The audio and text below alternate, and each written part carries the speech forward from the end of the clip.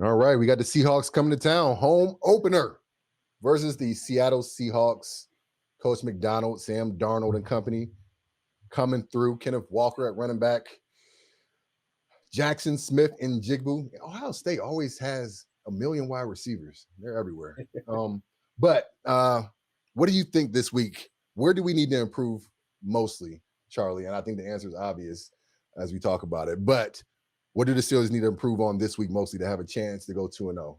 Yeah, this is that low hanging fruit. It's the run game. They have to get that going because Arthur Smith, he loves to run the football. You saw a lot of play action in week one, even though they weren't able to run the football. So now that's going to be something that they really have to take advantage of and go back to controlling the time of possession because they were outgained in that. I mean, they were outgained by plus almost 9 minutes in that particular case, and that can't be the formula if you want your defense to be preparing and playing its best. So I'm looking to see what they do in that run game and how they can get Jaylen Warren going. Yeah, they held Christian McCaffrey to 69 yards on 22 carries. So it's going to be tough sledding. It looks like they have a formidable run defense. But like you said, we have to establish the run game for a multitude of reasons. You know, we got to get this young O-line going in the right direction, get them going north and south. But also it protects A-Rod, you know, so he's not having to throw the ball 30 plus times a game like he did this past game. Need to get some more production out of Jaylen. I wonder if Caleb is going to be a part of the run game this week. I know they're trying to ease him into it, get used to running the ball, get used to the speed of the game by having him return some kicks. But it would be nice. We drafted him in the third round for a reason to see what he can do in this run game versus the Seahawks defense. And I think I'm with you on Caleb Johnson. It's a matter of how slow and what that process looks like. Kenneth Gainwell did a really good job of holding him off throughout the preseason as the number 2 running back. But either way, whoever is playing at this particular point is not creating the spark that you would hope. And that just lets you know the offensive line has to do a better job of opening up those holes. Again, it goes back to communication, like something we talked about over and over throughout the course of the show. But I'm just hoping that playing at home, making sure that you're not having to deal with crowd noise. Secondly, I think the other thing we need to improve upon this week, can and will we stop Kenneth Walker in the run game, Zach Charbonnet as well for the Seattle Seahawks. Obviously, I know the Steelers are going to place some emphasis on that. I hope we get Harmon back, but we may not get Harmon back this week. Do we have the pieces in place to stop the run game this weekend? Well, the short answer is no, because we haven't seen that yet.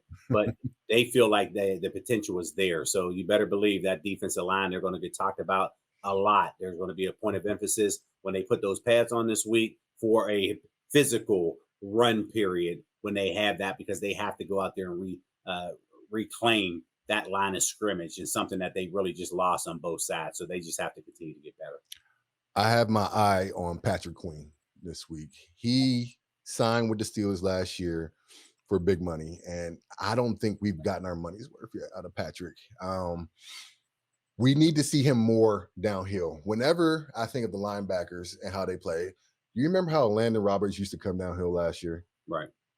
In the run game, he was a presence, and therefore that helped Peyton Wilson, I think, a little bit play off of Landon when he was in there making plays. Patrick, I think, needs to be more of a force. He needs to make his presence felt a little bit more in the run game. He's making tackles, but they're 4 and 5 yards downfield. I need to see him at the line of scrimmage, putting his face in there and making his presence felt early and often.